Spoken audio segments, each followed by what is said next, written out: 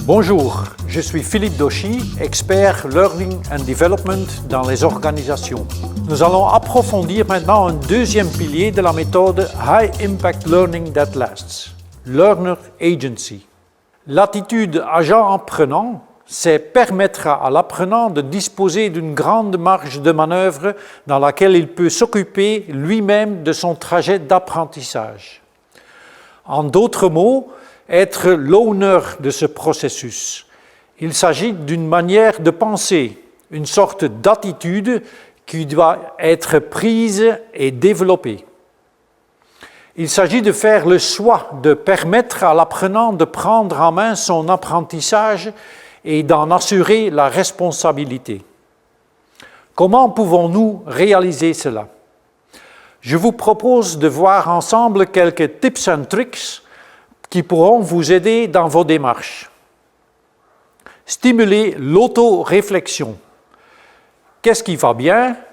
Qu'est-ce qui peut être amélioré? Sur quoi devons-nous fixer notre attention?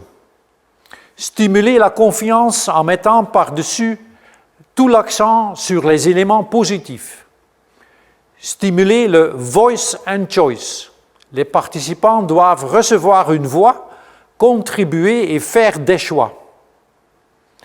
Pour continuer, utilisez par exemple un plan de développement personnel, du leadership ou un portfolio. Utilisez des peer reviews comme des moments de coaching, ce qui veut dire des réunions d'avancement durant le trajet. Concentrez-vous principalement sur le feedback constructif ou positif. Qu'est-ce qui se passe bien?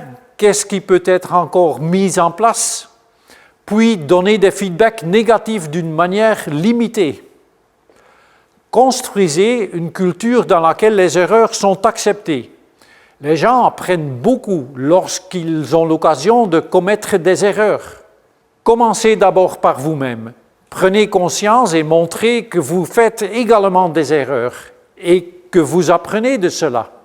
Assurez-vous que les parcours d'apprentissage en ligne comportent assez de variété. Offrez beaucoup de choix aux participants, également au niveau des missions. Laissez par exemple la possibilité de produire leurs propres produits. Ne mettez pas trop de limites au départ. Mettez en place des flipped classrooms. Cela veut dire mettre plus l'accent sur les interactions pendant les moments de contact. La préparation peut avoir lieu avant ou d'une autre manière. Donnez la responsabilité aux apprenants pour gérer leur propre projet. L'attitude agent-apprenant veut dire faire des choix. Donner la possibilité aux participants de déterminer quelles activités et quelles approches ils choisissent. Il y a souvent plusieurs chemins pour arriver au succès. Pour résumer, l'attitude apprenant-agent est principalement liée au fait de stimuler le principe voice and choice.